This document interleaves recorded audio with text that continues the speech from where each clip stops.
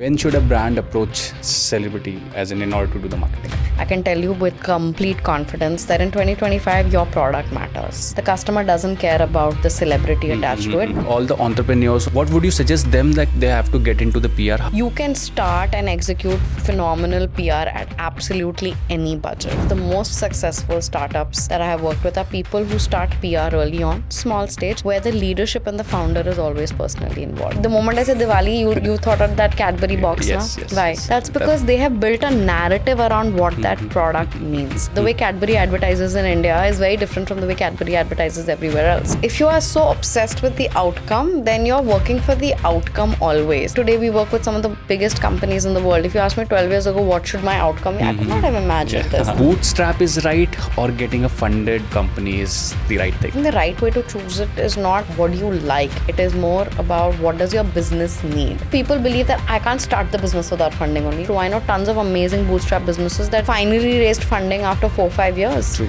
Can you tell me any of the incident the celebrity has done some injustice? Ladies and gentlemen, welcome to the Show Business Podcast.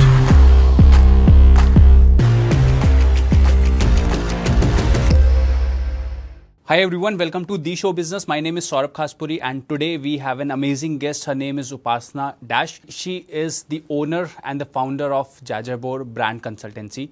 She's the one who has helped out brands like Google and Coca-Cola. Along with that, she has worked with a lot of startups and she has helped all of them in order to build their brand. And she's the one who has helped them in order to build a right communication which they should deliver in the market. Upasna believes in the power of storytelling, along with that sharing it with the people who actually need it. So in today's episode, we have uncovered all the truths behind the PR, along with that how a woman-led entrepreneur should go ahead and act in the market. So we have also discovered some facts and figures about the PR and the industry. We have spoke about some great founders, along with that some great celebrities, and how her life is easy or difficult when it's about doing a business. If you're somebody who's looking to get knowledge of brand building or doing PR, I would say this podcast is for you. Now, without wasting any of the time, let me go ahead and welcome Upasna over here. Hi Upasna, how are you? I am so good and thank you so much for having me, Saurabh. It's completely my pleasure. I had a really great conversation with you last time when we spoke over on the Zoom, and I really find out you have done a lot really, and the kind of knowledge you have and the kind of value you have already created. I think that would be very, very great for the audience which we have over here on the channel, and they would love to hear about you, about your journey and Sure. what all you have done. So my first question will gonna be, you have started an own company in just an age of 27. Yes. Okay. And that to be wherein it was asked to you to move around to go abroad or somewhere Right. over there and do something else, right? However, you still chose to go ahead and start your own agency in India. Right. Although there were big players out there in the market, but you still went ahead and gave your best and you trusted yourself and still did it. What is the motivation behind that? Thank you. That's a great opening. So, just a quick overview, right? I came to India when I was quite young and I was in my early 20s. I had studied abroad. I was in the UK. Before that, I was in Singapore. So I came to India for 1 year, thinking I'll spend some time with my parents before I go. And this is back in 2012, okay? There was nothing cool happening in Gurgaon at that time. And I didn't want to stay at home. So I said, I'm going to just try to get some job. And I ended up getting a job at a PR agency. And mind you, before that, I was already doing really cool stuff abroad. Okay. And when I started in this agency, I started really at the bottom of the pyramid, right? I was doing nothing cool. So for me, actually, it was really frustrating because I was just a couple of months ago, I was doing these really high-end projects. I was having so much fun. I was abroad. And then here, back at home, I was really starting from the bottom of the pyramid. But, I think something clicked inside me and, a professor of mine was like, everybody, by the way, was telling me, leave India, go back to London and, you'll have a great life there. But something clicked and I spoke to my professor and he said, you know what, it's very easy to quit what you're doing right now, come back to the UK, you have a life here. But if you continue to stay, I can guarantee you that the chances of success in your own country are so much higher. And that's when I realized that, India, and this is back in 2012, and I was really young, okay? I didn't know what India was going to turn out to be, but I felt like a country with a billion people, I'm so fortunate as a woman, firstly, to have access to education. We really are, like the top tier of this country, and we have to be so grateful for that. And I want to do something about it. So I decided to stay back. I worked with very big agencies. I worked with amazing brands. I started my career in India working with the Coca-Cola brands. With Google and, working on Coke Studio, Coke Zero. It was a dream come true. Right. And while I was doing more of that, I wanted to explore more and more. Then I ended up working in startups. Okay. And I think that startup bug kind of bit me. To be honest, I'm not one of those people that comes from a business family. Nobody in like my 5 generations has ever done a business. Right. So I had no reference. I was also not somebody who grew up wanting to be an entrepreneur. That never crossed my mind. Right. And, again, in 2015, 2016, startup was not mainstream. It was just starting. Yeah, okay. Absolutely. But when I saw these amazing founders build their business, I worked with Ritesh Agarwal at Toyo for a very long time and some great startups. I think it was almost like, it was almost electric. And I said, okay, let me try to do something my own way. So to answer your question, my motivation was just 2 things. One is I truly believe that storytelling is the most powerful way to put ideas into the world. It's a very famous quote. And if you look around you, especially in a wonderfully culturally rich country like India, everything is stories. Our mythology, religion, everything is actually a great story that is being told. So I said the power of story is amazing. Yes. You can be sitting here and, with your podcast, you're reaching hundreds and thousands of people and changing the way people think about business. Absolutely. What is that if not storytelling? Yeah. So I said, I'm passionate about this. My purpose is to solve for the world in my own little way using storytelling. Okay. To be honest, again, I never said, oh my God, I'm going to start one big business. I was just like, I want to do things my way. I want to do storytelling to cause business impact. All right. And call it youth or stupidity, I was at a very odd age. I was 27. I was not too young. I was not too old. So I didn't have that much maturity. Neither did I have that much fearlessness. I was very uncomfortably right in the middle. Right. Horrible age to start, might I add, especially as a woman. Because, most of my peers had either progressed in their career or the younger ones were so young that right out of college they were building. So I was just this very strange age. But I felt that, and honestly very encouraged by the founders that I worked with. They said, yeah, just jump, you will see. And that's what I think motivated me. So I never started the business saying I want to build this big empire. I started the business saying, I want to, in my own little way, even if I work, for the next 1 year, 2 year, 5 years, I want to do something that causes real business impact. So I want to do storytelling that really moves businesses. I want to translate that power of storytelling back to brands. So I wish I was, more mature and educated, but what, if I was, I wouldn't have started the company because every statistic said don't start it. Exactly. So what brings you to the PR only? Is it your interest in this storytelling or have you seen that brands are evolving because of that PR? What exactly it is that? Right. So, firstly, I want to just take 1 or 2 steps back and actually explain what PR is because a lot of people get confused about what PR is. So communication and branding as a whole is a very big thing. Yeah. The best way I explain it to people is, you want to buy an iPhone and you open the newspaper, right? On the left-hand side, you see an iPhone ad. It tells you all the features and everything. Yes. So you become aware about it and you say, okay, this is the feature. This is how much the cost is, right? On the other side, you see a review of the iPhone where somebody's actually used the product and talks to you about their experience, tells you very honestly what is correct, what is incorrect, what's working, what's not working. What will you trust more? Of course, I'll go for the reviews. You'll go for the review. Yeah. That's PR. Okay. Right? Okay. PR is organic, communication with your customer. Right? When we started the career, it used to be traditional because we used to communicate through newspapers, right? Newspapers, press conferences, all of that. Today, it has become digital and LinkedIn. So anything which is organic in the sense where you're not directly selling to the customer is actually PR, right? So there in brand communication, there's advertising, which everybody knows. Now there's social media. Even in social media, there is paid social media. Like, for example, if you follow an influencer, he tells you, right, it's a paid collaboration. Yes. That's still, let's say, digital or social media. But then when you see, let's say, your influencer going into a restaurant on their own and having a great meal, or goes and buys a tech product on his own and has a great meal, that's PR. Okay. right? So anything organic is PR. So I wanted to do that because I felt like it was a lot tougher and a lot more creative, because it's very difficult, by the way, to build that relationship with the customer, right? If you give me a big budget, I can, do tons of ads. And the other reason was, I have always seen, and even as you as a customer, right? Advertising will come and go. Today you spend X dollars, tomorrow somebody will spend 2X dollars and take it. True. But when you trust a product and you feel emotionally connected to it, it cannot get displaced. For example, Maggie. We've all grown up eating Maggie. Fun fact, when you want to eat instant noodles, you don't say, I want to eat instant noodles today. You're like, yeah, I want to make Maggie today, whether you're eating a Maggie or not. Right. Despite all of its controversies and all, we have not stopped having Maggie. Why? Because we're emotionally connected to the brand, right? Maggie for us is not, one meal. Maggie is this imagery of garam bowl and coziness, 2 family, minutes. 2 minutes. Yeah. It's got nothing to do with the product or the service. There are, I'm sure, better products. Definitely. That's the power of PR, right? And that's actually something I learned very well in my early days of working with Coca-Cola. Okay. When you walk into the office in Gurgaon, there was these beautiful posters where talked about Coca-Cola celebrating life, right?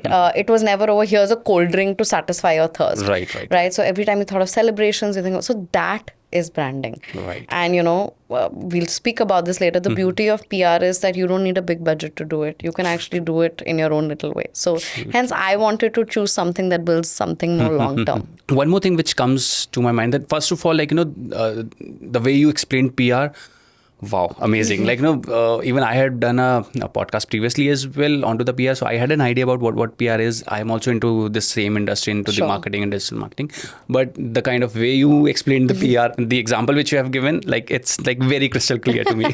Thank you for that, first of all. The second thing is, PR is something which is, I would say, which is not normal at those times. So only the people, only the brands who really have budgets, or I would say who are really big, they used to go towards the PR. Right. So at that point of time, industry is like that only, they do not want to go to the PR because they feel it is very much expensive and things like that. So have you also felt that particular thing, or what's your view on that? I think firstly, that's one of the biggest misconceptions about PR. Absolutely not true.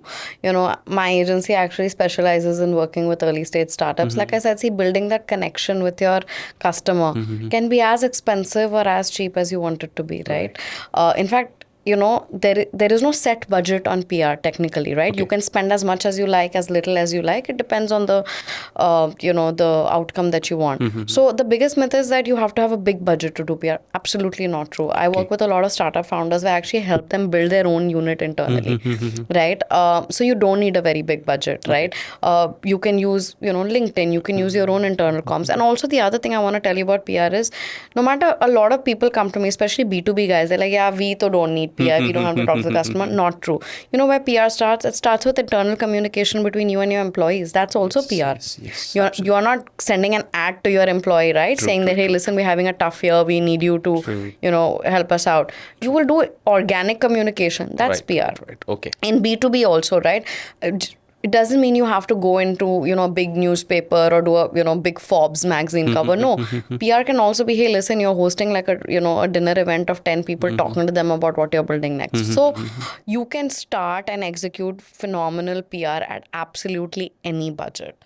You can be a 2-member team, 1-member team. And I can tell you this after having worked with, I think now almost 250 startups. The most successful startups that I have worked with are people who start PR early on, small stage, where the leadership and the founder is always personally involved. Because see, the PR for your brand, whether it's an agency or it's, a motorcycle or a B2B product or a textile business, it's an extension of yourself. So if the leader has to always tell the story themselves. So you can't just be like, okay, I've decided to do PR and then I'm going to delegate all of it to somebody else. You can tell your story. Absolutely. They can't. So pretty much every single successful founder startup I have seen has been somebody where either the founder or the senior leadership is involved with PR till date. And I'm talking about till date, billion-dollar companies.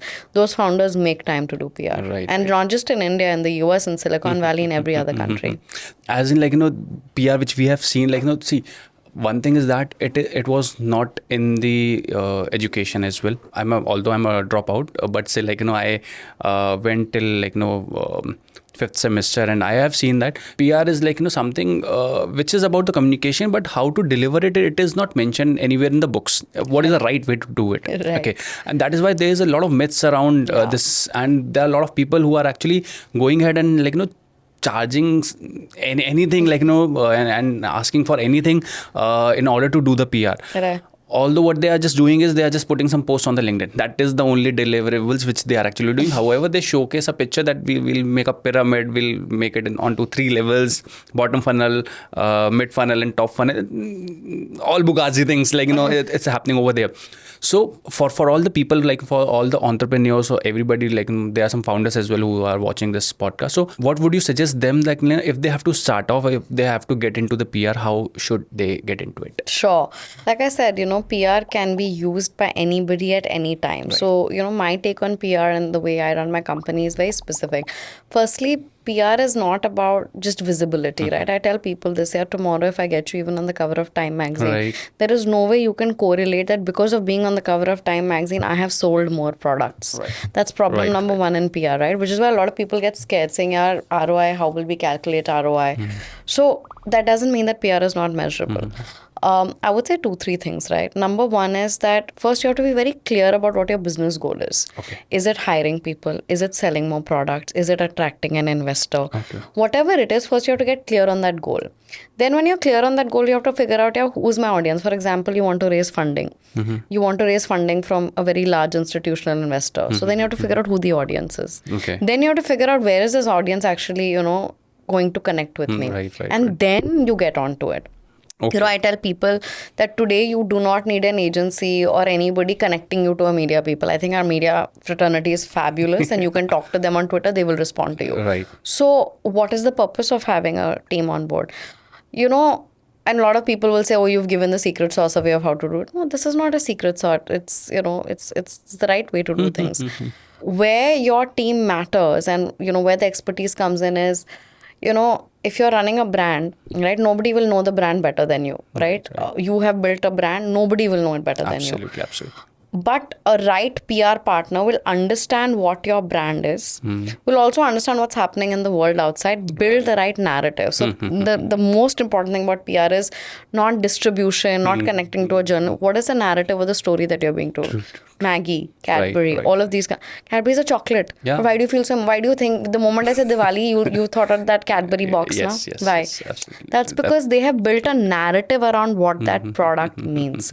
And they have spent a lot of time, money and research to understand why this narrative will work in India. The way Cadbury advertises in India is very different from the way Cadbury advertises everywhere else, right? So if you're an early stage person, first figure out who your audience is. Then you figure out if you can afford one, you should absolutely try to get a specialist. If you can't even afford an agency, that's not a problem. Hire somebody specifically to just do this exercise for you to figure out what should my brand narrative be.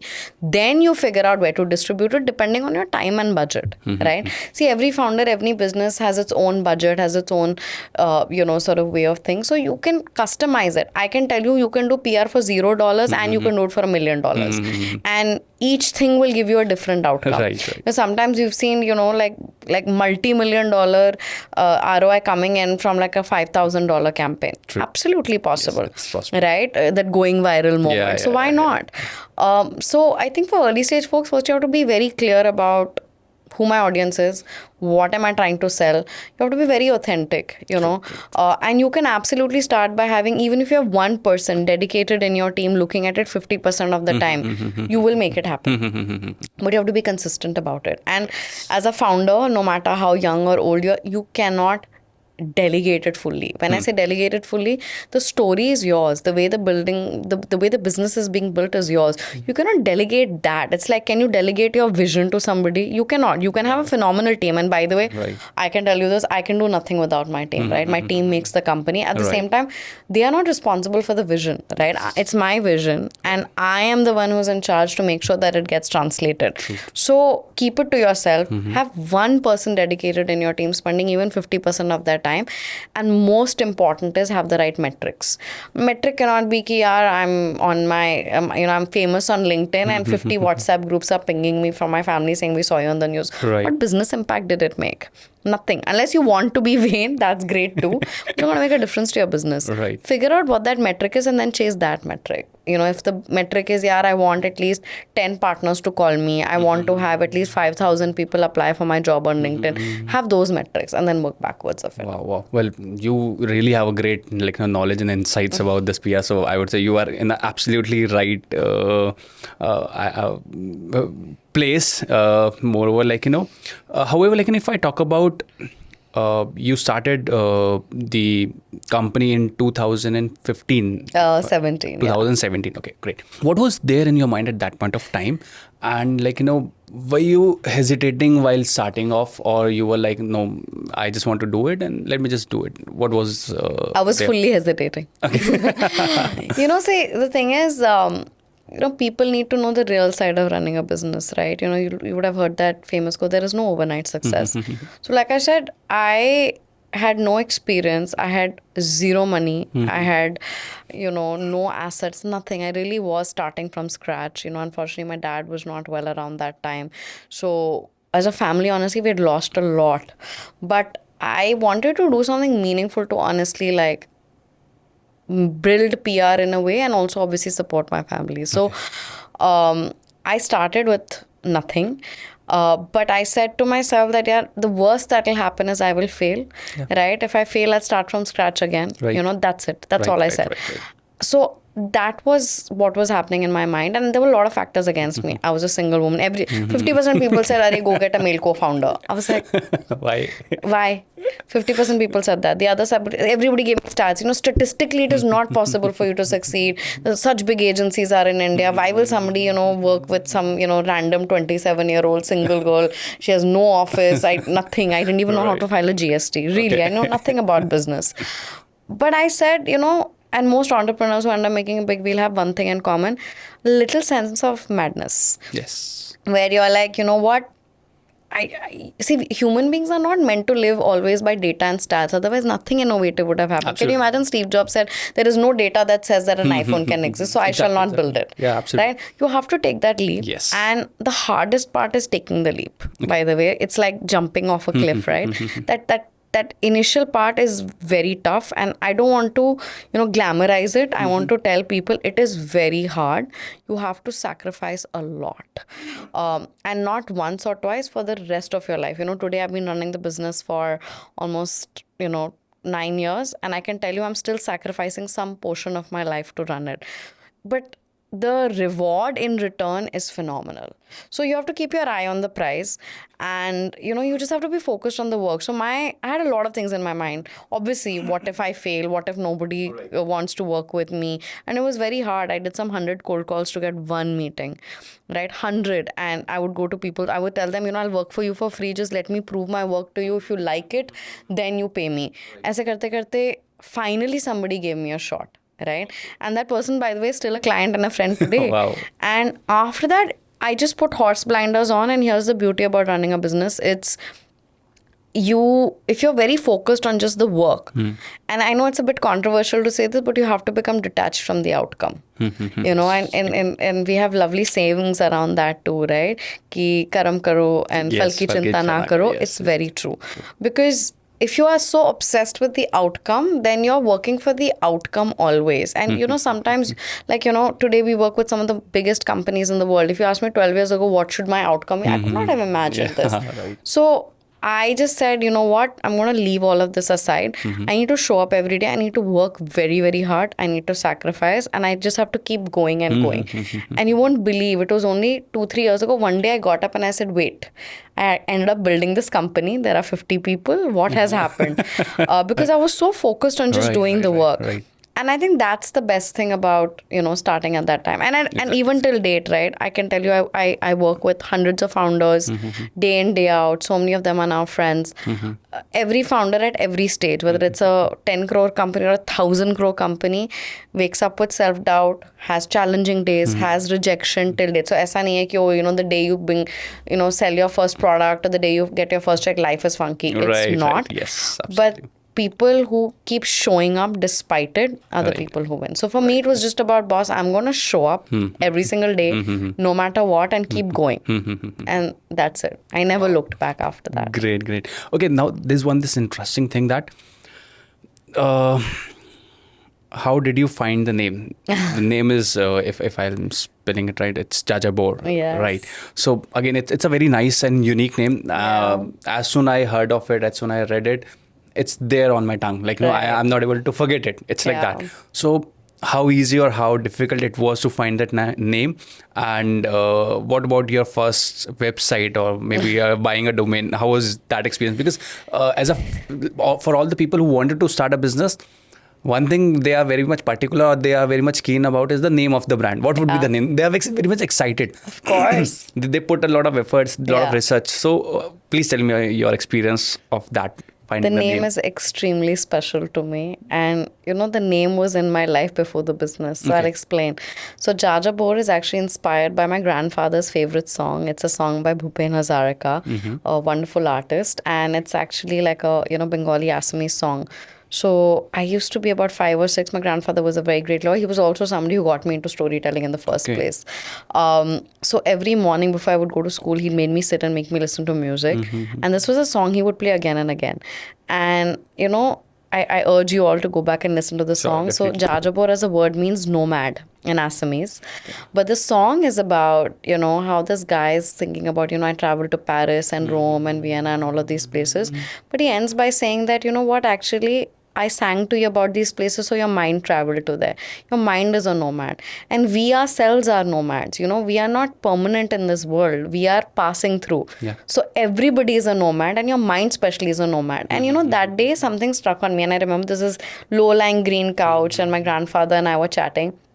And he looked at me and he said, what if I tell you a story about Victorian England and, tell you about the tea shops there and the horse carriages there? What do you think? I said, wow, I feel like I'm there. He said, exactly. So your mind is constantly traveling. And that's the day I realized the power of storytelling. That, I was this young kid sitting in a couch in Pune about to go to school. And my grandfather's talking to me about England. And I'm there. Yeah. And you know what? I urge all of you, sit down right now, no matter where you are, and pretend, think you're in Paris or you're in Milan or you're in a beach in Goa. Really deeply think about it, or ask somebody to tell you a story about it. You are mentally there. Yes, absolutely. That is the power of storytelling. So I found this word very beautiful and powerful, and as a reminder that your mind can travel anywhere you want it to. It doesn't matter if you don't have the budget, you don't have the means, you're not healthy. Your mind will travel where you want it to.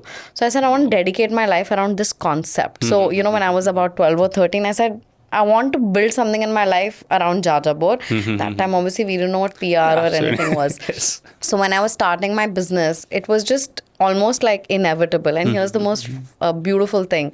That couch where my grandfather told me the story. So that couch has traveled with us everywhere. It was the couch where I started my business and my parents' apartment, because I only had that one place. And that couch is still date in my cabin.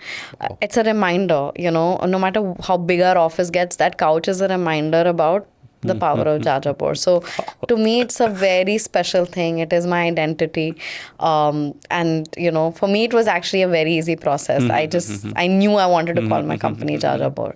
And you'll see, I haven't called it Jajabor PR. It's called Jajabor Brand Consultancy. Because I feel brand is everything. Today we are doing PR. Tomorrow you can do everything. Absolutely. Wow, amazing. Nice. Well, I didn't knew the meaning of of this word, but amazing.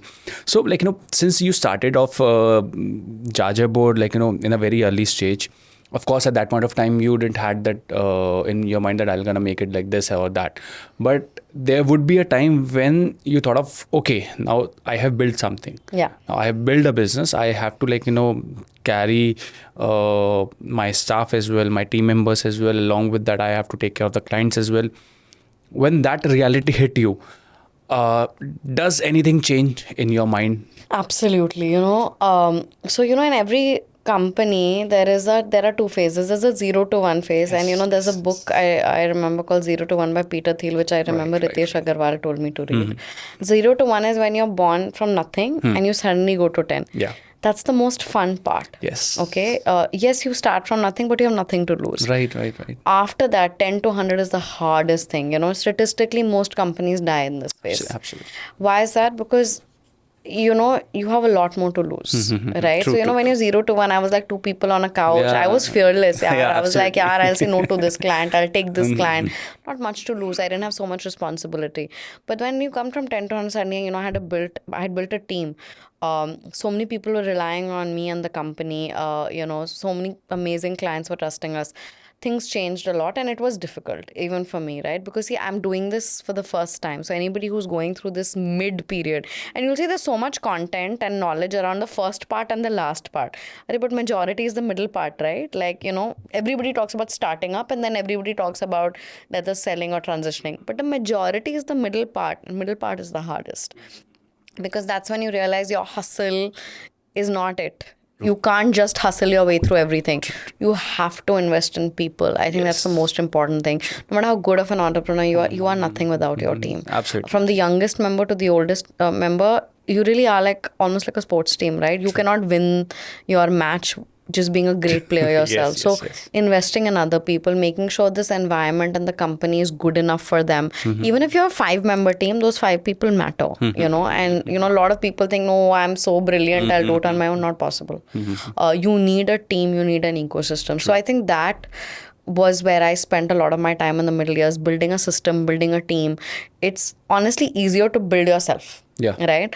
It's very hard to build a long-standing company, and I spent a lot of my time. And I recommend as much as you can, if you're building a company, you should spend a majority of your time in building the team. True. Because if your team is built, then the company will grow. If you have not done that, your company will not grow. Absolutely. I mean, this is something like, which I have learned when I have understood the meaning of a company. Yeah. Meaning of a company is like, it's like, being or like having a couple of people around you. Yeah. That is a company. Yes. Right. Exactly. So like, we take company as in, having listed on the stocks and things like that. A company means like, having like, 2-4 people working on the same thing. Yeah. It is what a company is. Absolutely. So, of course, team is like, even most I would say like, I would have been nothing if I wouldn't have that much like, good people around me. And I also respect them. Yeah. Moreover, like, coming to the ecosystem, what we had at that point of time, like, talking about in 2017, if I compare it with now, there are a lot of startups. Yes. And like, there are everybody who's just going ahead, like leaving the job and want to like, start their own startup. Yeah. How difficult it is now for anybody to start and to be big. Okay, so this is a very interesting question because see, back then, 2017, there were different challenges. True. Now there are different. Back then, I had to like explain to people what startups was. Yes. When I used to say I'm working with startups, they're like, "What is this?" Today, thankfully, the biggest pro is that people are aware, people are excited. Such wonderful companies being built out of India, right? It's phenomenal, So I think people are aware and excited. The ecosystem has become so much larger. Investors are coming in. People are becoming excited about building in this. So the market is great. I think though it's tougher because the competition is absolutely intense. 3 things have happened. The customer has become very intelligent, right? You and I are customers, right? So today you're not going to buy a product just because it has fancy comms and fancy marketing in it. It's not going to work. So you have to spend a lot of time in building your product. It's become very competitive. Number 2, I think people have become very short on patience. Everything cannot be a 1-year, 2-year success, right? I think people have become impatient with the amount of time it takes to build a company. So I think people are rushing into a lot of things, and sometimes it's working, but most of the times it's kind of like derailing the business. And I think, anyways, post-COVID, the market has changed completely. And I can tell you, at least from an investor point of view, people want to look at big business plans, very sound business plans. You won't believe, in 2015, I have been in meetings where people have walked in and written a business plan on a napkin and gotten funding and walked out in front of me in my meeting. It used to happen. It doesn't happen anymore, thank God. So people have become a lot more serious about, making sure that the business is sound, etc. So I would say it's challenging, yes, but you know what? There's so much acceptance and excitement in the ecosystem. So if somebody has a great brand or a product, and stop. And India as a market is phenomenal. Just the number of people coming into, the market, the number of mobile first customers, it's a dream building in India right now, 100%. Wow. So even I had a a podcast with Sahil. He is basically the founder of Rise Bar. Now Rise Bar is energy based chocolates, right? And they have been funded by Sunny Leone and and her husband. So he also told me about this story behind how it went. And he really did a very tough job in order to get those funding. He sent hundreds of mail to the fund, to investors, and then that's how. Once there was a time that he got a reply, and then things happened. Okay, now things. Let's move this conversation towards the getting the funding. Okay. Yes. Now, bootstrap is right, or getting a funded company is the right thing? Wow, that's a very loaded question. It's also a very popular question. Right. I'm personally a bootstrap business, even though I know some amazing VCs, etc. But that's my point of view. True. I don't think there is any right or wrong. They both have their pros, they both have their cons, right? Quite simply, in a bootstrap business, you're completely in charge of your own growth. Growth could be slow, but I mean, we also know some phenomenal companies that are bootstrapped that did really well, right? True. And then the second part, obviously, with funding, there's a lot of responsibility, growth, but is very fast. So I think the right way to choose it is not what you like. It is more about what does your business need. Okay. For some reason, in the last couple of years, a lot of people are picking up funding because they want to or they can. Yeah. That's not the right reason to do it. It's a pretty big job just, being responsible for that money. And so many young people have started building startups because it's cool to now have a startup and raise funding and all of that. Yeah. That's not the right reason. You have to be honest to your brand and ask yourself, what does my brand need? Do I really need that capital to grow the business? For example, when I was starting, I was like, you know what do I really need to run the company? I need 7-8 desks and some revenue to pay salaries. I had amazing people who offered to fund me, but I said, no, I want to do it my way because I didn't know how creatively I wanted to grow the company. I wanted that freedom to make mistakes. Right. And you can't make mistakes with other people's money, right? You cannot be responsible with that. So I chose to do that, and I can tell you I've grown much slower than I would have if I had taken that amazing VC funding. But that was my point of view because I believed my business didn't need it at that time. Right. So you have to figure out whether your business needs it, and also there are different stages. Okay. People believe that I can't start the business without funding only. Not true. I know tons of amazing bootstrap businesses that finally raised funding after 4-5 years. True. And they had already built the market, and then and personally I feel that's the right way to do. I'm not saying wait for 4-5 years, but I feel like first have that outcome ready, saying, I've tested the business. Right. And can you convince 5 people in your network to put in the money? If they can and they've made the money back, your product is great. Okay. Right? So start there, start small, have some data that it works, and then go with funding. So I don't think it's a very black and white question about, what's right or wrong. There's a huge amount of responsibility comes with raising funding, but sometimes it's needed. If you have a very, asset heavy business, you have to go for funding. It's impossible to fund it yourself. You have a SaaS business, you have a services business, maybe you don't need it. So it completely depends on the business. Talking about the US or UK, generally over there, they have a culture of getting the funding. Yeah. As soon you created something and any product which you have created, the next thing is you're gonna go for the funding. Yeah. Right.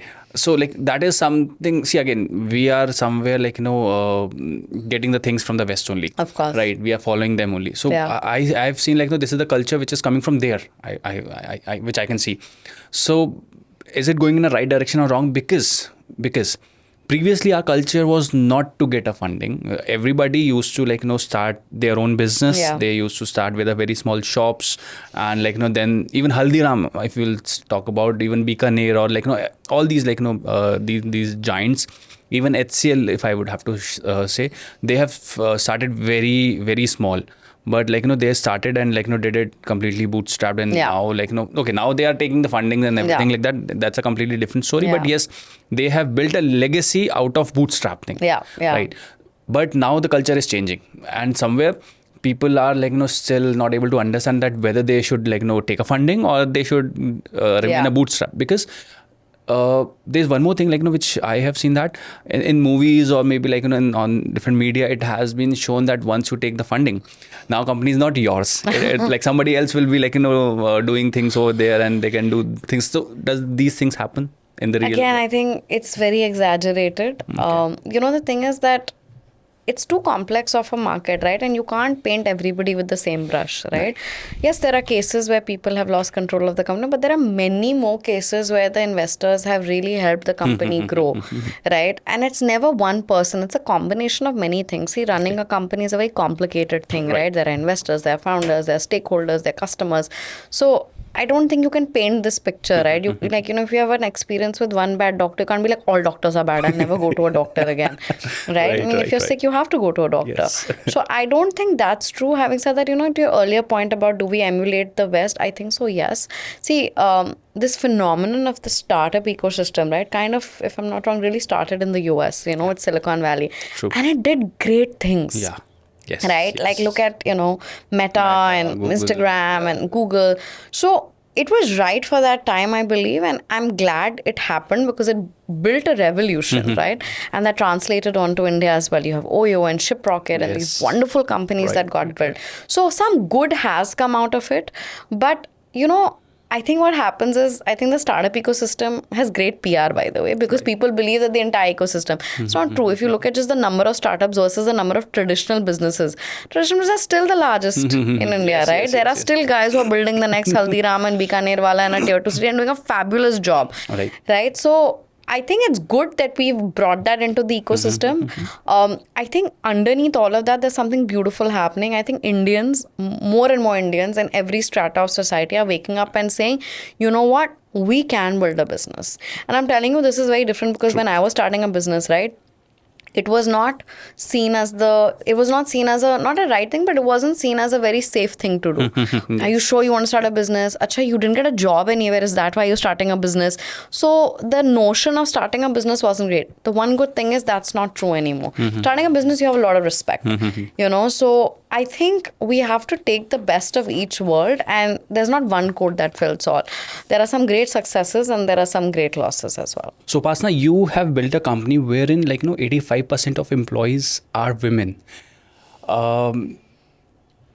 Is it a movement of yours towards women empowerment, or what brings you in order to go ahead and create a company with 85% of women as in your team members? Yeah, so I think I'm playing a very small role in doing that, but for me, and we have some, by the way, great men in our company, so no offense to them, but I, like most women like me, even though I'm quite privileged to have access to education and all of that, I feel like women till date struggle just to be in the right position of power. I remember going to this big pitch meeting when I was, starting off my company, and it had a lot of other people coming in, and I was the only woman in that meeting, and genuinely, you won't believe, I had no place to sit. I had to stand outside, or I had to be in the corner of the room because they couldn't believe that, and it was a very big, technical pitch for a very large company. And I realized that, people go through this all the time, every day. I have lost out on pitches earlier because, I couldn't find the right public transport to go to that place in the evening. So I feel like women are as talented as men. I don't think talent has anything to do with gender, but I feel like, unfortunately, women are still, struggling to just start the race. When you're doing a race, you can win against your talent and all of that, but you don't even have the opportunity to have the same starting point. So for me, it was a pet project of mine, and I think it'll be for the rest of my life about, can I build a space or can I help women be in positions of power? Right? And that's what my company does, where I want women to sit across the table from very important companies and founders and actually make a difference. So they're not just some young kid sitting in the corner like I used to be taking notes. These are intelligent women who have places of power. And I'll tell you, my favorite story of seeing this right now, a lot of people ask me, what's been your biggest milestone in Jajabor? I've been very lucky, great clients, awards, campaigns, all, but my most heartening moment was, I remember a couple of years ago, we take something as simple as opening a bank account for granted. So I remember this young girl, she'd come into Delhi for the first time from Northeast. She was one of the first people in her community and her village to ever get out of that and to have a job, right? I actually remember interviewing her on on the phone, and then I had to do an interview with her mother where her mother asked me, is your place safe? Where will my daughter stay? All of that, right? But she was this really passionate girl who had written to me for at least 4 months saying, I want a job in Delhi. And she was a fresher. Okay. So I said, okay, I'm going to make this happen, because just the grit that this girl had. So she came, she was phenomenal. And, something as simple as when you give salaries, you open a salary account for someone, you don't even think about it twice. Right. I remember the day the salary hit, she was crying and she gave me, sweets, and her entire family, all the women in her family were on a voice call. And what her mother called me and said? She said, my daughter is the first woman in our family to have her own bank account. Oh, man. And that's when I realized how powerful this is, something as small as, and see, I have a very small company in the larger scheme of things, right? I can't, unfortunately, employ thousands of people. But to know that we were able to give this girl an opportunity to make her own career and start a bank account, something as simple as that, is amazing. Right. So for me, it's not about, and I'm a woman myself, right? So, and there are days where I still struggle for that opportunity and power. So in my own little way, I wanted to make the leveling ground a bit easier. And, honestly, when I started the company, I was like, I'm not going to hire any men. I'm only going to hire women. I don't think men are the enemy anywhere, but it's about just giving women that power and that decision making. Right. So, you being a women entrepreneur, what do you feel? Is it a privilege, or have you faced difficulties in getting the projects or getting the clients, or closing the deals? It's a loaded question. I'm sorry, I have. Of course, no, it's a great question, but it's not that black and white. In my personal experience, I've seen 3 things, and I don't know if this is the same experience for everybody. I think after a while, at some point, people genuinely care about talent and output. I don't think I have ever met a client who has given or not given me a business because I'm a woman. They just care about great work. That's number 1. But I have struggled, like I said, to even make it to the opportunity, right? Like I was telling you earlier, I have actually lost out on pitches and meetings because it's been, in the evening in some other part of town, which it wasn't safe for me to go to. I couldn't go. Right. Till date, we have such amazing young people coming into our office, but they have to think 4 or 5 times about, okay, is it accessible? Is it safe? Can I make it? So it is a struggle, yes. Even I am struggling in my own way, right? I mean, till date, when people walk in, when I was moving my office, and my 3rd office, we built a huge office in Delhi, and I remember writing a check, and this after 7 years of running a company, and this vendor comes and says, oh, but madam ka sign nahi chalega, give me sir ka sign, because they can't believe that madam can write a big check. A broker of mine was like, nahi, you have to give me a male signature, because how do we trust that you can sign a check of that amount? So those are things I struggle with every day, right? And it's not just me, millions of women like me struggle every day. So I always tell people, that I think obviously we do have to work harder to make that impact. But you know what? When your output is amazing, I've said this when I was really young as well, your output and your report card walks into the room before you do, right? Okay, yeah. So you just have to focus on that. Yes. And everybody has their own set of struggles. I don't think there's a single founder who's not struggling, whether male or female. Everybody has struggles. It's just that as women, we not only have the struggle of the business, just like our male founders, we also have the the perils of society. What will people think? How do I balance motherhood? Can I make it to this meeting of time? They seem like small things, but they're actually, a man doesn't have to think, right? If you have to go for a walk at 8 o'clock, you will not think twice. Woman has to think twice, right? So I think those are things that we're still dealing with. But at least, like I said, in my experience, I don't think I've ever won or lost a business because of my gender. I've won or lost it because of my talent and output so far. Right. Moreover, there are a lot of women as well, who want to do a startup, who want to, start their own company and things like that. But still, somewhere, they are not able to do it because of, the responsibilities they have, or maybe, again, their partners maybe, are doubting them, and they're not encouraging them. So what would be your message to them? It's so important, I don't think I could have run this business or even do one day of doing this business if I didn't have an ecosystem support. And it starts young. I was so lucky that my dad was somebody who championed me from a very young age. He sent me abroad, but even though we didn't have, very many means. So he always pushed me. So it started with my dad. And then, my husband's been super supportive. My entire ecosystem's been really supportive. So it does require ecosystem support, right? It's very hard to be focused on your business if you don't have that ecosystem support, right? And small things like if you're expected to go back home after work and do something, you need that little sense of support saying, hey, on some days she can't.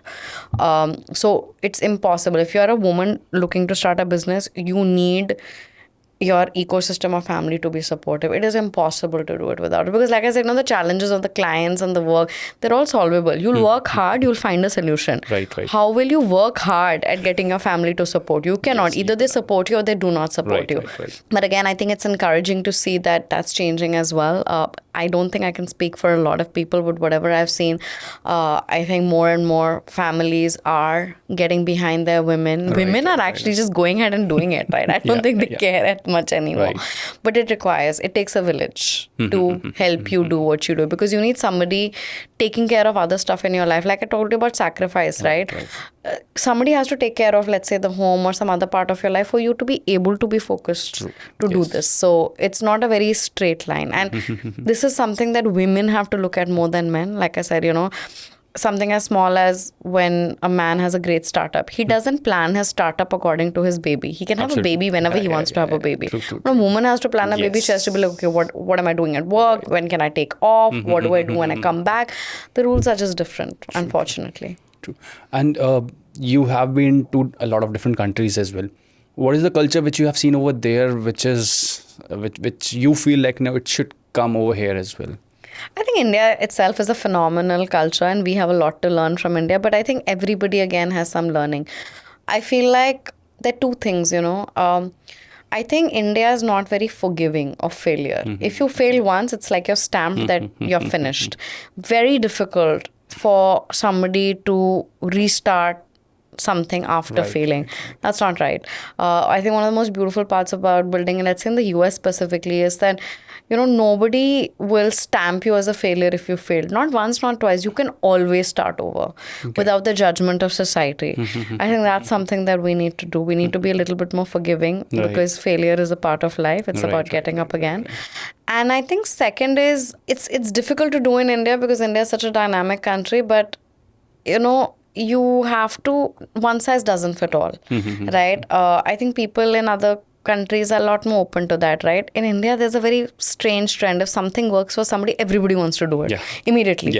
Whether it works for them or not, especially in brand campaign, right? Like if somebody's Diwali campaign is, so everybody will want to do Diwali. But Diwali is not even the season where your customer is buying. Why do you care? So it's a very if they've done it, we'll have to do it. So I wish that sense of originality kind of comes back and people become a little bit more confident. But I think they need to become more forgiving and let people fail and start over with dignity. Okay. All right, nice.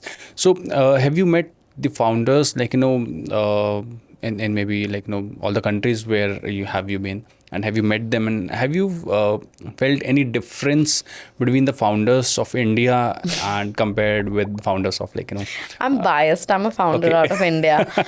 But you know what? Indians and Indian founders have insane grit and resilience.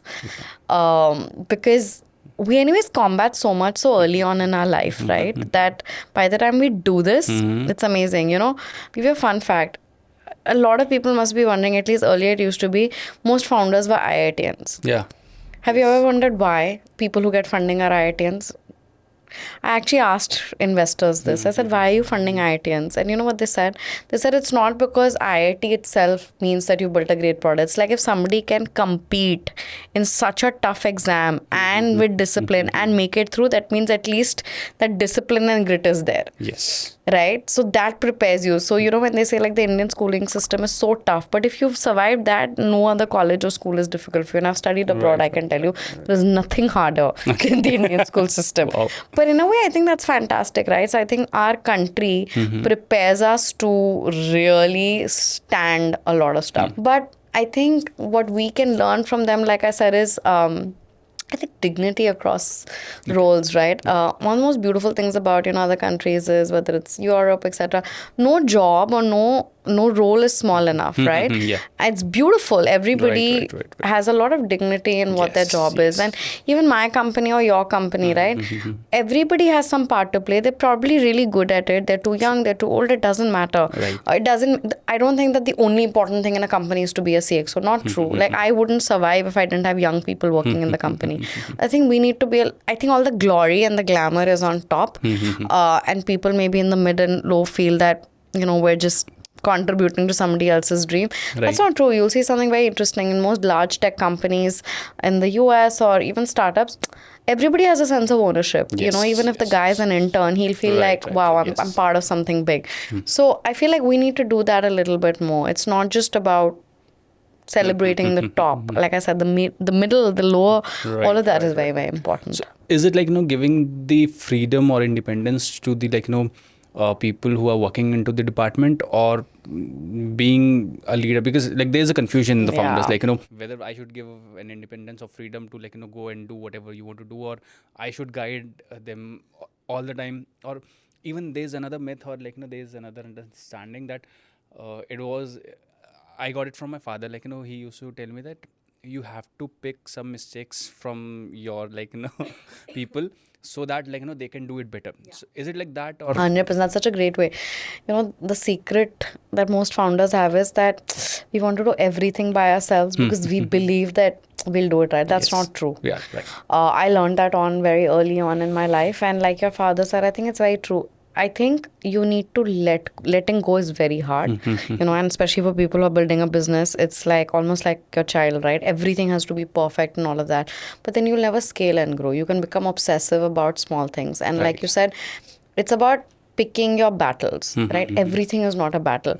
For me, by the way, I have another take on it. I always try to hire or be around people who I believe are better than me in some way. I love it. Like young people in my team, they're teaching me about all these cool new AI apps and all of that. It's phenomenal, right? Because I feel like nobody knows everything all the time. Right. I know what my superpower is and I'm great at it, but I want to constantly work with people who are teaching me something new. Never stop learning. So even when young people come in, there is this, like when you send your child to a playground, you will make this little border, and that kid can do anything. He'll fall, he'll get up. True. It's safe for him to do that. In fact, it's good if he falls down a little bit, right? He'll learn and then he'll be fine. Right. Stand there all the time when he's swinging. It's the same with running an organization, where you can do your best to build this, really smart, safe space. You can give them all the tools, you can give them everything, and then you have to trust them that they will do the right thing and kind of step away. You'll step in whenever they are hurt or they're making a mistake. But you have to let go. And out of that, what will happen is, amazingly, some people will really grow up to the challenge and rise up. And I've had those people in my company. It's been amazing. And some people will not. But it's impossible, no? You can't always be running micromanaging, and that's one thing that a lot of founders get wrong.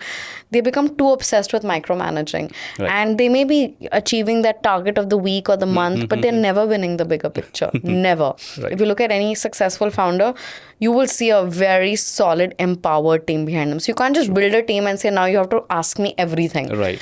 For me, a lot of it is about just empowering my people, saying that, dude, these are the rules, here are the metrics, here are the goals, I trust you, and now let's go and build a company together. What is the right time when you start delegating your task to the team members? Because see, accounts is a department, okay, marketing is a department, sales is a department, and operations is HR. I mean, there are different departments. So as soon you grow up and as soon you have a team which is bigger than 15, 20 people's, now you have to segregate your company into departments, right? So now you have to start delegating it. What do you think, what is the right time when people should, because as a founder, we generally go ahead and do everything by ourselves in the starting. Okay? Yeah. But there would be a time when we have to delegate the things. As per you, what is the right time when you start delegating things? I would say strong take on this, because when I was starting my business, a lot of people said, why do you want to build a company? Just become a freelancer, and a lot of people do that. It's great, where you can always bring in a specialist, do a project together and leave. Again, depends on your personal goal. My dream was not to just do my dream was to build a really powerful company out of India doing global work. That was my dream. So the delegation is directly proportional to how fast you want to grow. Simple. If you want to grow slowly, you can do it yourself. You want to grow 10%, you hire one person. You want to go 50%, you hire 10 people. That's the basic formula of doing it. So for me also, the day I got my first client, I hired someone. And everybody was like, are you mad? You're, giving away half your money to somebody. Right. And I said, okay, in the short term, I will not make that revenue, but that one person is going to increase my productivity by 2. Right. Yes. And that's the right way to think about it, right? You have to invest in people for you to grow. Even if you're a brilliant 10 on 10 founder, you can't work more than 18 hours a day, right? Yeah. And now imagine 18 into 2 or somebody working 18 hours, somebody even working 8 hours. That's 8 hours more of productivity that's gone into your company. Right. So I think delegating may not be the right word, but it's about dividing responsibilities, right? So I've always believed in that because I was like, I'm building a company. So any founder who's looking to scale and grow, you have to find trustworthy people. And the right way to pick these people, 90% of the time, it's not skill. Okay. It's alignment of values. What are your 3 or 4 values as a person? Because founders say this all the time. Entrepreneurship is not a 9 to 5 thing. It's not like from 9 o'clock to 6 o'clock I'm an entrepreneur, then after 6 o'clock I'm not. You are an entrepreneur from the moment you wake up to the moment you sleep for the rest of your life, as long as you have a company. In our dreams, we get exactly. things it's around. It's a mindset, right? Business, yeah. Now, you can't expect everybody to have that mindset, but you have certain values, right? For example, for me, transparency is very important. Honesty is very important. I don't care about failing as long as the person wakes up. Not giving up is very important. Being empathetic is kind is very important. These are not technical skills. These are my values as a person. Okay. So for me, it's about finding people that emulate those values. And your values could be whatever you want. Yeah, absolutely. If you find somebody who shares those values, you will be able to grow the company. Okay. So I would say, in my personal recommendation is find people to work with you. Freelancing is great. Being a lone person is great, but you will never grow as fast as you want to grow. Absolutely. Now, talking about the culture, what is the kind of a culture you like in your own organization? Yeah. I mean, we have to meet deadlines as well. Yes. And even when we have to meet the deadlines, there are requests for the sick leaves and things like that happens. So how do you manage that? So for me, culture is very important. I think one thing going for me is that I'm one of those rare founders that was an employee for the first half of my career before becoming a founder. So I actually know what an employee wants because I was one. What do they want? They want respect. They want growth. They want access to opportunities. So I've done my best to give them that. Having said that, as a founder on the top, there are some very difficult things you need to do. Sometimes they may not be loved by everybody, but you know that it's the right thing for the company. Right. And people make mistakes all the time with these things. So do I. So for me, culture is actually about a place where people come and feel empowered to do their best. Every time we introduce a new thing, I always make it a point that I will give the person reason and data for introducing something. I have never gotten up one day and decided, I'm the founder, so we're going to do this. No. Whether it's, delegating something even to an intern in my company, I will give them a reason why this is important. Okay. So I feel like it has to be, and see, as we get older, you realize, what is at stake. Sometimes you have to be disciplined, all of that in order to build a larger company. Those are things that happen. But I feel like if you're honest and you give them a real reason to do it, people eventually end up doing it. And culture is not about one person. Culture cannot just be me and my leaders making something happen. So if you have a company, it has to be a mixture of both things, right? There also needs to be a space for your younger employees to come and discuss and express themselves to you. So it has to be a two-way street. So most great cultures are places where, people feel empowered. And one thing I've learned, and I've seen this in many people, think culture is fun Fridays, big offsite, fancy food. That's not true at all. People don't care about that. People can go do that on their own time, right? Absolutely. People can go have a fun Friday or on their own and have a holiday on they don't need you to do it. What they want, culture is actually the small things that you do every day. How is their day-to-day like, right? Are they feeling good? Are they feeling empowered? Are they feeling safe? Are they enjoying the work that they're doing? Are they happy with their output? That's culture. I mean, I was seeing a story wherein in Japan, they give 1 hour of break, a sleep break, in between the shifts. Yeah. Do you think we should also bring that thing in India? Man, oh, I don't know how to answer that question. You know what? But the funny part is I've been to companies like that. You know what the beautiful part about these companies is, and most of Japan, they'll never miss a target. Yeah. They'll never miss Absolutely, a target. absolutely. You know, there are companies I know who've already started 4 days work a week. They have never missed a target for a single quarter. So I feel like, you know, I tell my team this, guys, if you're able to meet your targets and working 2 days a week, please do it. You know, there's, you know, maybe you are actually that productive. Right. You don't want to come to office, you want to work out of Goa or wherever, as long as exactly. you're meeting your targets and you're growing, it's fine. So I feel like it's about that.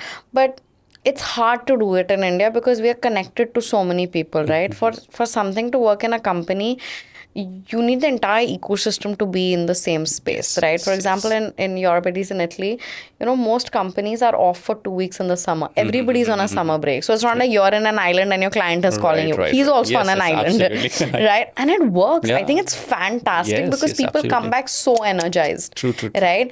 I wish we had something like this in India where, you know, most of us can, you know, take like that couple of days off. The other thing we do in our company is we never make people feel guilty about taking offs. And you know, the beauty is most people, they're very responsible about it. Yeah. Right? I think very few people have ended up abusing it. They don't.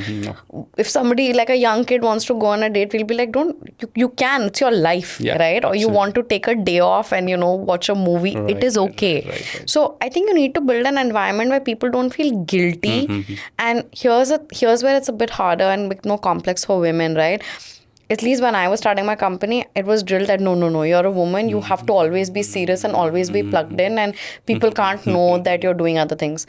And that's very unhealthy. So, you know, a couple of years later, I realized I'm also human. I do take breaks. In fact, I feel like that's the best way to energize myself because you're like a boomerang, right? True. So the way I work is I work in sprints. I work really hard for 2.5 months and then I take about a 1 week or 10-day break.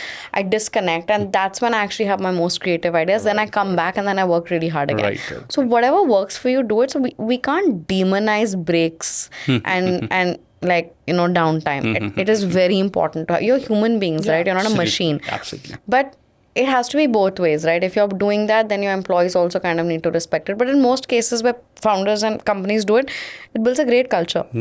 So I don't think it's one over the other. I think it's about balancing. And I do wish people start doing those breaks.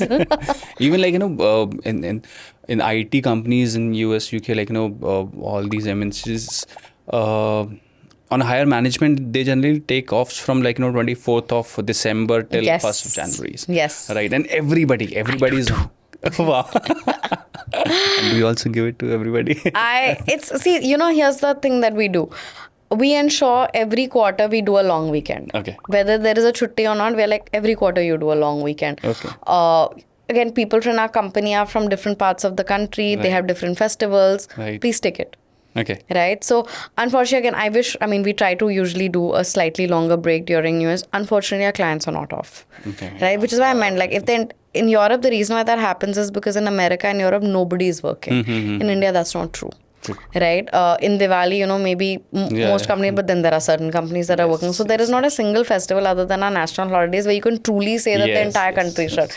If that doesn't happen, it's impossible to shut the whole thing down. Right. I'd love for that to happen, but it doesn't happen. Talking about the PR and like, you know, the industry which you are in, that is more of a creative industry, right? Yeah. However, like, you know, people judge things from data. Yeah. Now, these two things at times contradict each other. Yes. How do you manage that? That's such an important question. It's very tough to do it. But I don't think creativity cannot just be unhinged and in the shadows, right? If I come and tell you, hey, listen, I made a phenomenal campaign and it's gotten me like 50 awards, but it has not even created 1% of impact on your business. Right. Then it's different. And see, creativity for different reasons, right? If you've hired us to do a brand film, then my brand film better contribute to it. Or I can just be a great filmmaker as well, and like do something just for the hell of creativity. Exactly. So I feel like you have to be responsible and add some metrics to it. But like I mentioned earlier, it cannot be a very black and white metric that, you know, I've done this campaign and tomorrow it'll happen. Having said that, it is measurable, right? You can measure what happens in 3 months, 6 months, 9 months. And it has a very long-term value in it. So you do need to put in some guardrails of metrics, because you can't also just be like, Acha, I have this whim and a creative idea and I'm just going to execute it, right? There's a lot of energy, resources, etc. that go into it. So it's very hard to instantly do it together. But here's a very interesting thing. According to our data, and we've done hundreds of campaigns, when your campaign or your creative idea is rooted in customer insights, it usually does really well. So you start with data, right? For example, if you realize, hey, listen, my customer is between 15 to 40 and, they end up, doing most of their consumption on the weekend and they consume through Instagram. Those are real data. Now, if I make a film or I do a campaign around that insight, the chances of me succeeding are much higher, right? And then you start measuring it in some way or the other. But again, measurement is, like I said, not just views, right? Okay, I have 1 million views, but it has made no difference to my business. I don't think I'd call that a successful campaign. So measurement and metrics are every step of the way. Okay. Let me bring you towards some other conversation which is in regards with the celebrities and the founders. Okay. As you told me, you have met a lot of celebrities, right? Can you tell me any of the incident wherein you have felt that the celebrity has done some injustice? Oh, very controversial. See, unfortunately, I can't give you names. No, that's fine. But, again, I think maybe I've been lucky. Most celebrities that I have met are pretty professional. They're really great. But then there are certain celebrities where... And it's not just my experience, and it's common experience a lot of people. People who suddenly become very big and they believe, we are bigger than the brand. Yes. That never works. I remember there's a very big celebrity that came in to shoot for a campaign that I was on, and this brand had put in a lot of their money behind. For them, it was a very big deal to do this. It was, family money, all of that. And they finally got this person. This person was a very big celebrity, delayed shoot by 1 or 2 days, was very rude to everybody. And this brand was just starting up, right? So he felt that, I'm so big, this brand is nothing. And they were really hurt because they lost a lot of money. I was really sad, right? Because people put in a lot of effort to do this. Absolutely. Here's the interesting thing that happened. A couple of years later, that brand became so big. But the celebrity then wanted to come back and work, and they said absolutely not. And that's the thing that happens with bad behavior, right? People think that they can get away with it. They cannot. And you always have to think long term, right? So even for us, even if we have, a good client or bad client, we always feel maybe today we are not working together, but you have to be good and kind to that person. Right.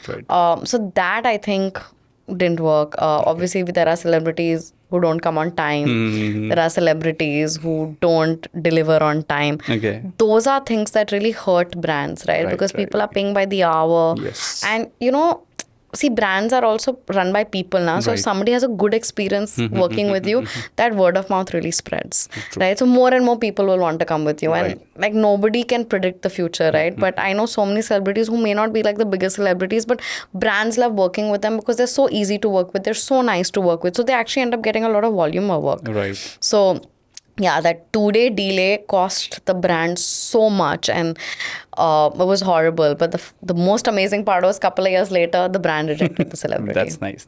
What is the right time, or when should a brand approach celebrity as in order to do the marketing or PR? If you asked me this question a couple of years ago, I'd have a very good data-driven answer saying, you should do it when you're, Series B, Series C, this is what you should do. I think that's completely changed. Okay. In the last 1 year alone, 1.5, 2 years. I know so many great celebrity brands that start with a bang and then they completely dip because the company has spent so much on the brand, on the celebrity, but not on the product. Right. I can tell you with complete confidence that in 2025, your product matters. Okay. The customer doesn't care about the celebrity attached to it. Again, the celebrity can bring in the awareness, can bring in the first user, but cannot have a repeat purchase. Will you buy a bad product again and again because your favorite celebrity is part of it? No. Never. You'll try it once because your celebrity is there and you will access it. Right. But you will not buy it again. Right. So I feel that in today's day and age, you first have to invest in a phenomenal product. That's the hero. And then you add a celebrity on top to, reach out to more people and etc. And then your product takes over. Always. So it's not as black and white as, oh, there's a celebrity and now my product will do it. It doesn't happen anymore. I mean, can you name some of these celebrities which you have worked with? Without giving you like very specific, I had the privilege of working with Coca-Cola as part of an agency in my early days. I ended up working with great people, all the ambassadors. There was Salman Khan at Thumbs Up. He was genuinely such a nice guy. There was Farhan Akhtar. We did Coke Zero in India. I ended up working on Coke Studio. Most folks were really nice. I also ended up working with Anil Kapoor for a while. I can tell you with all honesty, Anil Kapoor is the nicest human being to work with. I don't know if he remembers this, but I was working with this big fashion brand and he was the only person who, when he returned the clothes, he actually, I think, sent us like a muffin basket and a thank you note saying thank you so much. He dry cleaned it and sent it back and we were like, wow.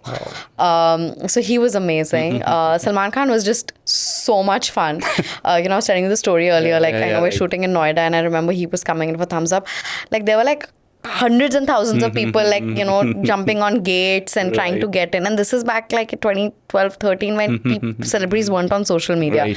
He was amazing. Amir Khan, really professional, really great. It's been really great. I did a small piece of content with Raveena Tandon and Manoj Bajpayee. Great fun. They've mostly been very nice. Great.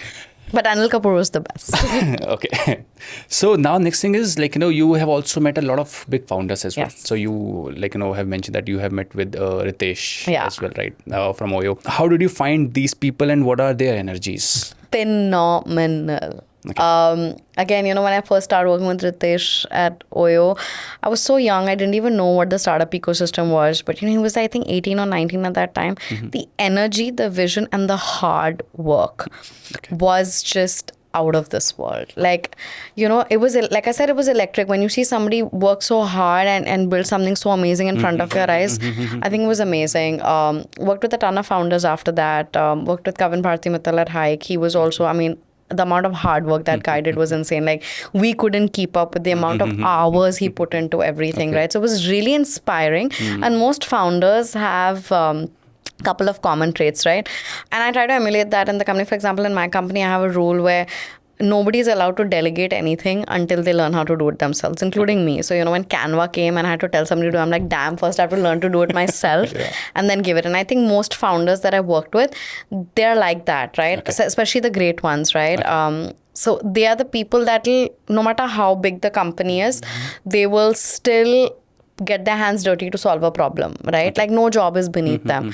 So I think that's, one of the best things. Second, they have a very clear vision of what they're building. It's very crystal clear. It doesn't change with trends or anything, right? So I think those are some of the common things. And like I said, the energy is just infectious, right? Because you see somebody working so hard and they all usually, like for example, Ritesh had built the most amazing team, right? Till date, the people that I worked with there, I consider, mentors to me. I think those are the kind of people that you remember, right? And, I haven't worked with him in years, but I still remember that even in my company, right? We work with such phenomenal companies, whether it's Shiprocket or, other companies, like just amazing people really working hard. And that's what inspires you, right? When you see a founder, working day and night, solving a problem again and again, working despite everything, you feel like, okay, I also want to contribute to this. Right. Yeah. So what do we see on the screen and when do we see them in real? Is there any difference? I think what you see on screen is never the whole story. See, at the end of the day, founders are people, right? I think I was watching some Shark Tank episode and there was Azhar Iqbal of InShots, again, a company that I worked with. People now may end up seeing like I said, the success and the glamour, but there's so much hard work that goes behind it, right? It's amazing. Like, Akash Anand, who built Bella Vita, as a friend, I recently did a conversation with him. We talk about this often because I've known some of these people since their early days. So people now on the street are like, oh, you're so successful. You built this really cool startup. Must have been fun. It was not fun. Right. So I feel like what you see on screen or in the media is only 5-10% of their lives. Like, this is 5-10% of my life, right? My day-to-day is not having this wonderful conversation with you. 90% of the time, I'm just solving fires. Right. So I feel like a lot you don't see. Also within India, I think, including me, right? People don't talk so much about their struggles. One of my favorite founders is, by the way, Deep Bajaj of Sirona. Okay. I absolutely enjoy talking to him, right? I think when I, talk to him, I've seen his journey as well. He'll just tell you how hard it is on a day-to-day basis to run a company, but how beautiful it is to rise above it and become resilient and build again. So I think founders are just amazing people in general. It's very hard, by the way, but to be with a founder, right? So most people who are founders, who are not married, please try to find an entrepreneur. It makes life easier because it's very hard. Yes. Entrepreneurship, like I said, is like a fully different lifestyle. So Right. I think it's much harder for the people around you than it is for you. See, because you're building your dream, no? So you are, exactly. very motivated. You have this adrenaline rush. But your family, people who you miss dinners with and important events with, when you don't come home, when you don't show up, it's very hard for them. So it's very important, therefore, to have it. But most founders that I've seen that do really well are people who are and they're genuinely great people, very clear on that vision, and they end up building great teams. I have also understood, and I have also got to know about you that you also love mentoring and being mentored as well, Yes. right? So what is that approach that you are taking towards the mentoringship? One of the best things, one of my mentors told me, he's a leading VC in the ecosystem. And I went to him the first day. I said, you're my mentor. I want to learn from you. He looked at me and he said, don't ever put anybody on a pedestal.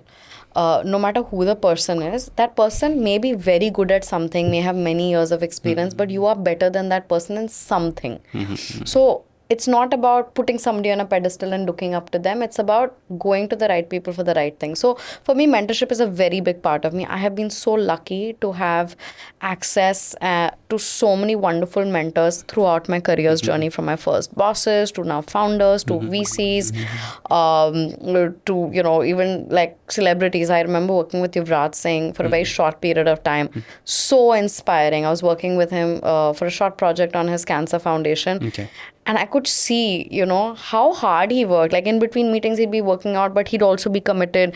Something as small as if my team and I have come in the middle of the shoot, he'll get up and he'll ask my team, can you please sit down? People don't see that side of him.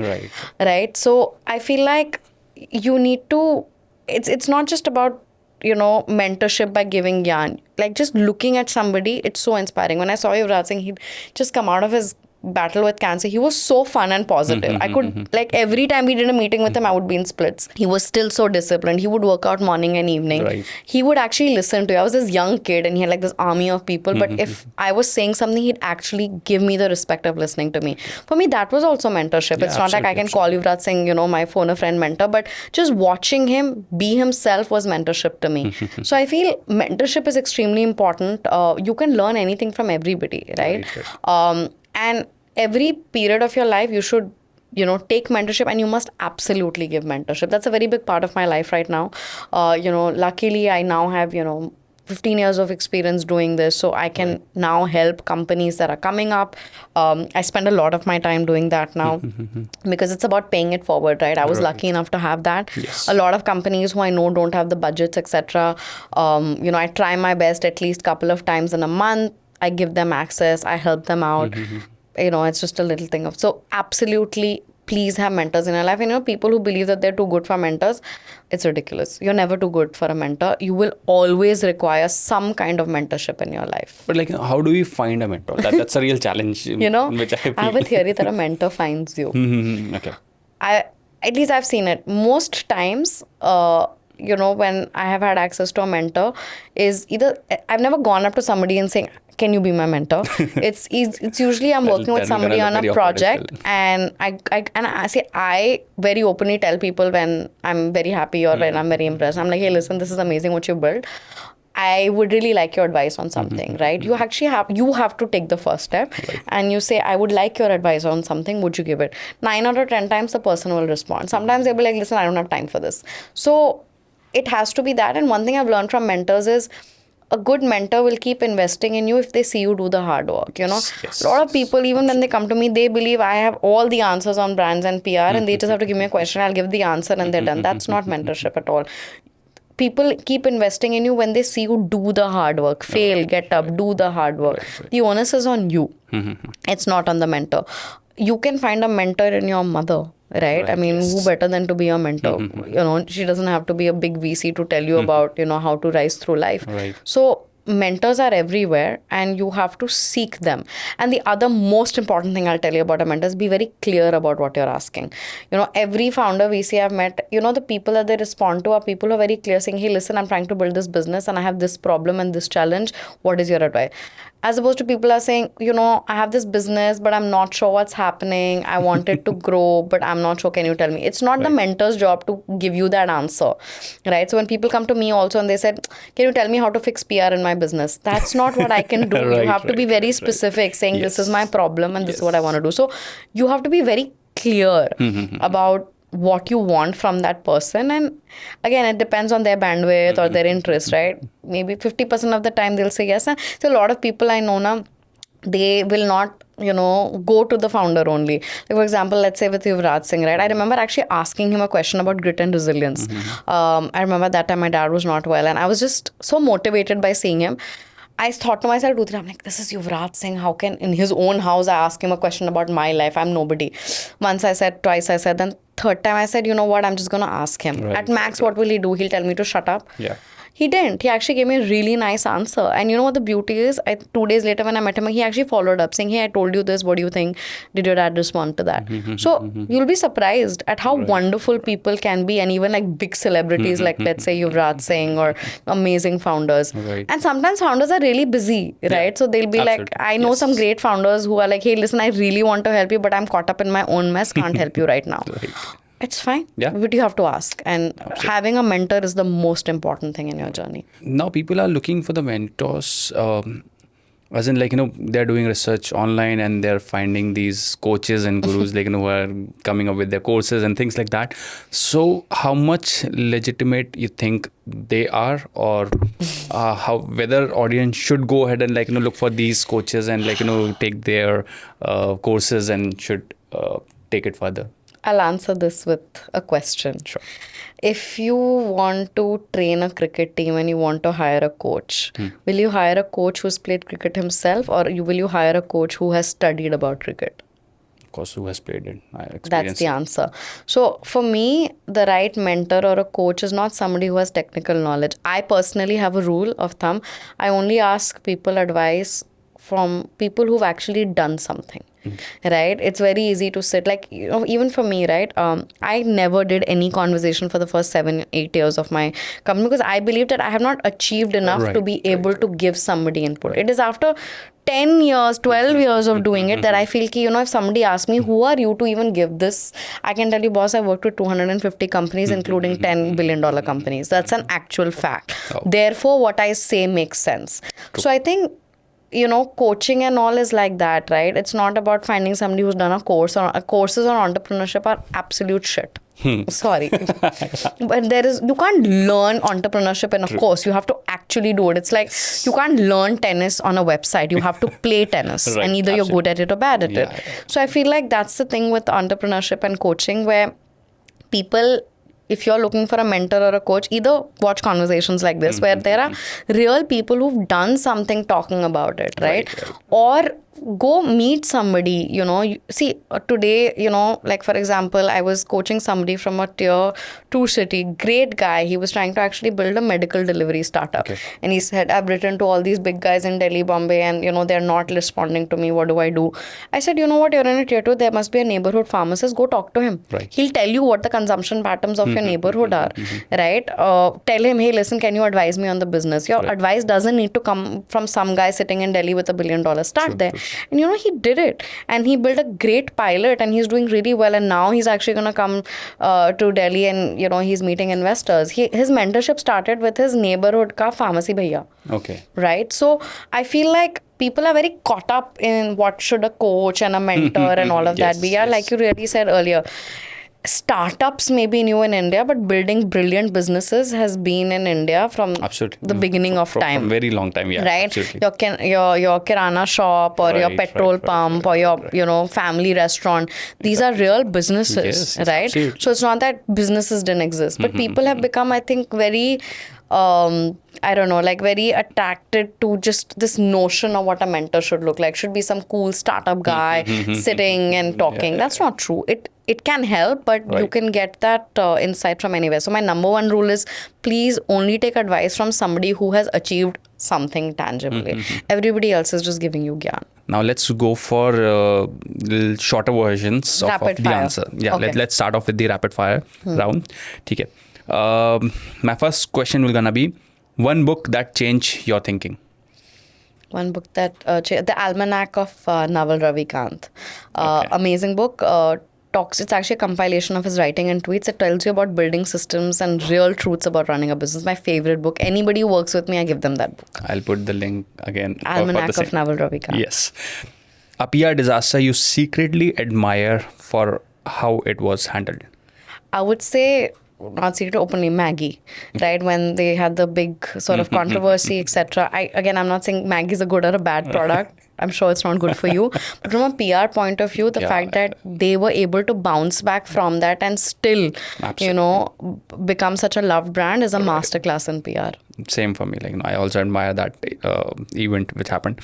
If not PR, what career would you pick? I'd be an entrepreneur for sure, but I think I'd also be a professor. I'm thinking more and more about teaching now. Boy, great. Well, maybe you can become one now. Maybe. One client request that made you roll your eyes. My God, I think I had a wow, so many. But I think I had a founder who had done this really big photo shoot with Forbes magazine. He was on the cover. The cover came out, and he said, "No, I don't like this. Now you have to digitally alter my photo in every issue." I'm like, "That's not humanly possible." He's like, "Figure it out because I don't like my title. I don't like the way I'm looking." Whoa. Yeah. And that time AI was not there, right? Even then, AI cannot physically change an issue, right? Right. One word your team would use to describe you. I should have asked. Yeah. Crazy. Great. Nice. Is it true? In a good way, hopefully. Right. The boldest campaign you have ever pitched but didn't get approved. The boldest campaign that we have ever pitched didn't get approved. I think there's so many, but I remember, I think in the early days of Coke Studio, we wanted to do some really crazy stuff offline. I think what ended up happening was beautiful, but I think, I don't know, it didn't work at that time. Now the next segment is either or question. Okay. So I'll give you two options and you have to select one of them. Okay. Data-driven strategy or gut instinct? Gut instincts. Okay. I'll ask why after this. Okay. Big corporate clients or early stage startups? I think now I would say early stage startups, you have a lot more flexibility to build things with them. Okay. Bootstrapping or fundraising? Personally, bootstrapping. All right. Quality storytelling or viral campaigns? Quality storytelling, it's much more long term. Okay. Yeah. Women only leadership program or gender neutral leadership push? Gender neutral leadership push. Talent should not be put in the gender box. Nice. Success measured in money or impact? Impact, always. Money can be earned, money can be lost, impact cannot be taken away. We do business for money, no? We do business for money, but I feel like if you're focused on impact, the money anyways comes. Okay, great. Nice. This is going to be the last part of today's episode. Sure. Now, its name is Being Real with Dash. Okay. Okay. Now, over here, again, I'll just ask on some questions from you. That is beautifully written down. That is, first one is, PR is just glorified networking. So is it true? 100% not true. PR is a lot of hard work, and PR is built at the intersection of data, creativity, and insights. It's the difference between a great brand and a cult brand. PR is so much more than that. Any founder can build their own brand without an agency. I think that's true, but for example, if again you're a great athlete, it's not that you can't be a good athlete on your own. It's just that you reach that success faster with the right partners. 85% women in the workforce automatically makes it empowering. Is that true? I don't think it's automatic. Just having women in the workforce is not important. Giving them that decision-making power is what actually makes them empowered. So just giving them a role is not good enough. Right. Great campaigns don't need big budgets. 100% true. A great campaign can do well just on word of mouth. You don't need to put in money to it, and we have many, many examples of that. Personal branding is more important than company branding. Not true. I think personal branding, if it serves your company, is great. If it doesn't serve your company, it's just a vanity push. So it depends on which cycle your company is in. Yeah, because a lot of people are actually focusing on personal And sometimes branding. it's actually important, right? People do also trust a brand where they know the face, but it has to be customized to what the brand or the product is. When you are not running Jajabor, what's your escape? Travel, book, or just sleeping?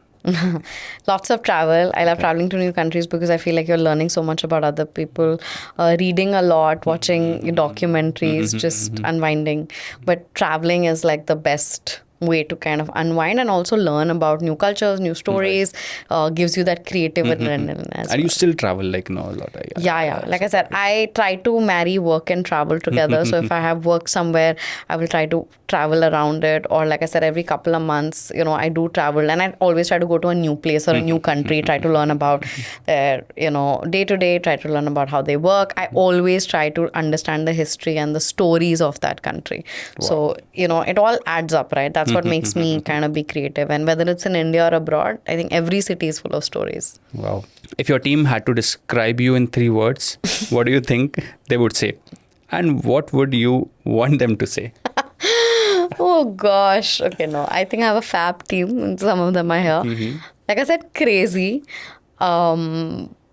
risk-taking, and I would say empathetic. Okay. Right? So I think Okay. And those what would you want them to say? I would want them to say that I think all of that is true. I am crazy because if you're not crazy, you can't build a business. Absolutely. I do take a lot of risks, and that's why my team kind of balances me out because, if it was up to me, I'd be doing insane things all the time. Right. So I really need them to balance me out. And empathy, I think, is a very important value across. At the end of the day, we're human beings working together. Right. Both ways, right? And I think this is the last thing I would say is that most people don't realize, like I said, founders are people too. We have bad days, we have good days. Sometimes we also need a word of encouragement from our team. So, being empathetic both ways is very, very important. Oh, great. Last one. Do you ever feel the pressure of being labeled a woman founder instead of just a founder?